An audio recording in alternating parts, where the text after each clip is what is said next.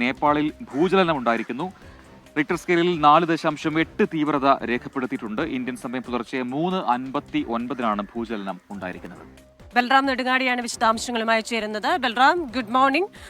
നേപ്പാളിലെ ഭൂചലനം അതൊരു മോഡറേറ്റ് വിഭാഗത്തിൽ പെടുത്താവുന്ന 4.8 തീവ്രത രേഖപ്പെടുത്തിയ ഭൂചലനമാണെന്ന് മനസ്സിലാക്കുന്നു. കൂടുതൽ വിവരങ്ങൾ എന്തൊക്കെയാണ്? Very good morning Christian, Prajin.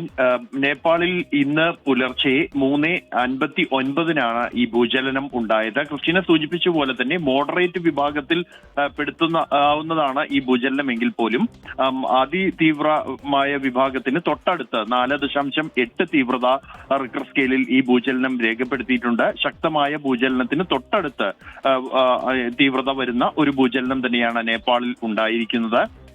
ഈ ഭൂകമ്പത്തിന്റെ പ്രഭവ കേന്ദ്രം തലസ്ഥാനമായ കാഠ്മണ്ഡുവിന് അടുത്ത് ജുംലയാണ് എന്നാണ് ഇതുമായി ബന്ധപ്പെട്ട് നാഷണൽ സെന്റർ ഫോർ സീസ്മോളജി അറിയിക്കുന്നത്. അതോടൊപ്പം തന്നെ ഭൗമോപരിതലത്തിൽ നിന്നും 10 കിലോമീറ്റർ മാത്രം ആഴത്തിലാണ് ഈ ഭൂകമ്പത്തിന്റെ പ്രഭവ കേന്ദ്രം എന്നും അറിയിക്കുന്നു. അതായത് താരതമ്യേന ഭൗമോപരിതലത്തോട് അടുത്ത് ആണ് ഈ ഭൂകമ്പത്തിന്റെ പ്രഭവ കേന്ദ്രം എന്നുള്ളത്.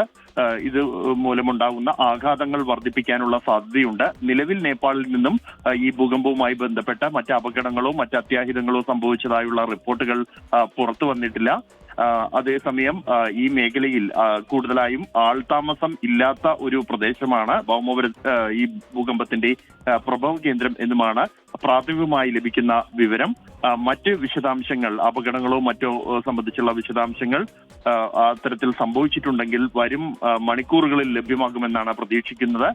നിലവിലിപ്പോൾ ഈ ഭൂകമ്പവുമായി ബന്ധപ്പെട്ട മറ്റ് അപകടങ്ങളൊന്നും തന്നെ റിപ്പോർട്ട് ചെയ്യപ്പെട്ടിട്ടില്ല. ക്രിസ്റ്റീന, പ്രജിത്ത്. ശരി, അത്തരത്തിൽ അപകടങ്ങളൊന്നും റിപ്പോർട്ട് ചെയ്യപ്പെടാതിരിക്കട്ടെ. ബൽറാം നെടുങ്ങാടിയാണ് ഡൽഹിയിൽ നിന്ന് വിശദാംശങ്ങൾ നൽകിയത്.